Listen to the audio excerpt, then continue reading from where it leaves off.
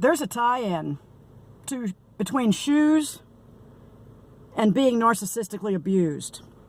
When I first found out about this years ago, and I started reading other people's stories about how they were narcissistically abused, I ran across this story by a woman who said she wore shoes 24 hours a day except when she was bathing.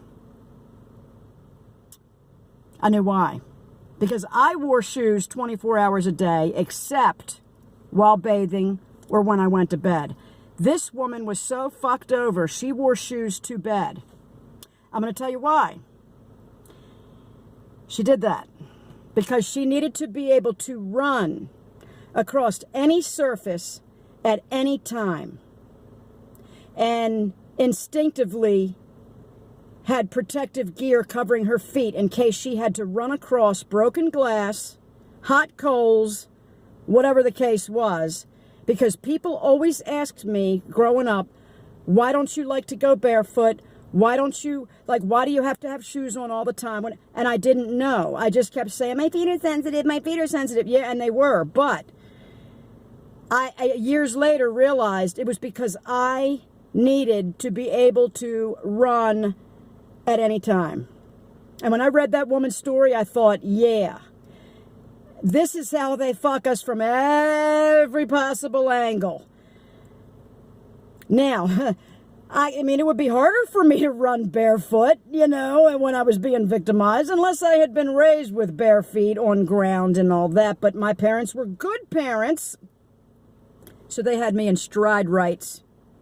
Very expensive children's shoes from the time I could even walk because they were good parents. They thought they were trying.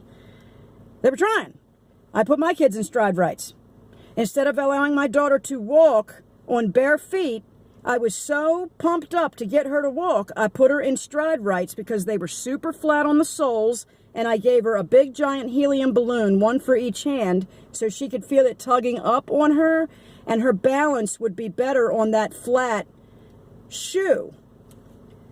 Stupid of me. It was about me wanting her to walk. I knew she could do it. She was just afraid to do it.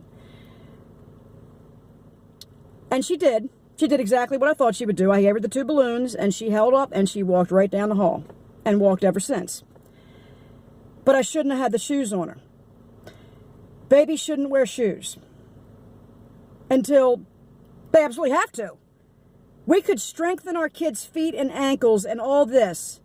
I mean, babies are born into shoes, into flat feet now, because nobody will let them not have shoes on. Because the shoes are so freaking cute. Them miniature high-top Adidas and Nikes and little Air Jordans and shit. Yes, they're fucking adorable. I get it. But we are setting our kids up for potential inadequacies, weakness, etc., etc., etc. Quit putting shoes on them babies. If I had to do over again, well, I'd do a lot of things different. But, and then you tell your grown kids that are parents now, and they're just like, you're just trying to control me, and you just want to raise my kid. And actually, I don't. I was just trying to throw you some pieces of advice that were so radically real and so radically true that you might be able to avoid some of the pitfalls. That's all that I went through. I mean, they don't want to hear it. It's okay, though. I only got one child that has children. But I'm sure she probably thinks that. But, whatever, girl. But she is smart enough and athletic enough that were she to catch wind of these pieces of information, she'd come to the same conclusion. So I hope she does. That'd be really cool. Daughter o' mine, yeah, man, don't put shoes on that baby, not to walk in. I mean, if you want to put them on and take pictures and they're really cute, but take them darn shoes off and let her walk, on bare feet. Let her feel the earth beneath it, all that good stuff. I mean, think about how I was unable to ground my entire life because I had rubber soles under my feet. And no wonder, I'm a wackadoodle. Let us ground.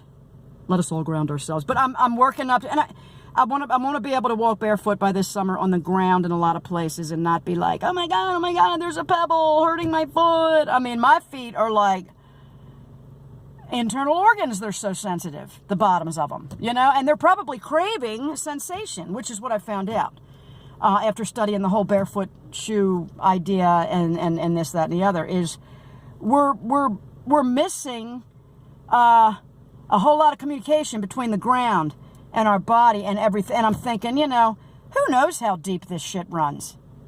We're out of touch, folks. We're out of touch with ourselves, the earth, each other.